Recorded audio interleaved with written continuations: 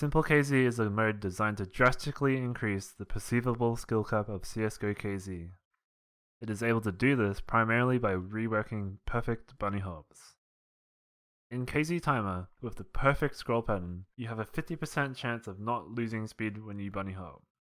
Or in other words, every time you bunny hop, you have a 50% chance to travel 50% faster and travel 50% further. The effect of this mechanic on speedrunning is profound. Let's talk about what I refer to as perf theory. Perf theory is applied when routing and running maps in KZ Timer. It is the idea of getting the most value out of perfect bunny hops that you hit. To help explain, let's look at BKZ Gold B Hop.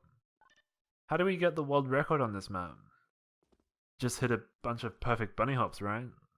Well, yes and no.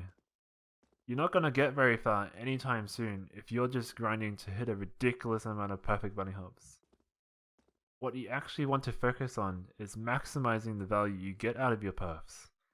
You do this by making gambles, going for block skips and crouch B hops, and essentially pretending that you have an on-demand perf button.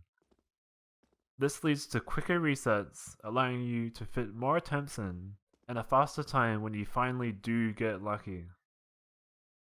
Perf theory is more obviously prevalent on other maps, such as KZ Experiment. But the truth is, applying perf theory is the single most important part of running almost every map. It is more important than any other single aspect, including block speed, routing, and even the most basic mechanic, strafing. And that's the problem with KZ Timer. Cue SimpleKZ. With the perfect scroll pattern, you have a 100% chance of hitting the equivalent of a perfect bunny hop. And you don't go 50% faster and 50% further. You go at a speed that doesn't break almost every map, and instead, you're rewarded for maintaining speed by strafing. What does this mean for speedrunning? Well, suddenly your skill is something you can substitute perf theory for. Worried about that crouch B hop? Keep practicing, and you will hit it consistently. Block speed will now have a massive impact on your times. Routing becomes much more fun and interesting. You will also start becoming concerned about your straights, because you actually need that speed to hit block skips.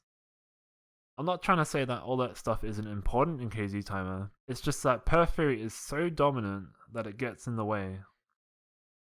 And so, I strongly urge all of you who care about KZ speedrunning to play SimpleKZ. One of the things I've had people say to me is that they will switch to SimpleKZ when it is more popular or competitive. SimpleKZ doesn't become competitive unless you make the switch and play it, so make it happen.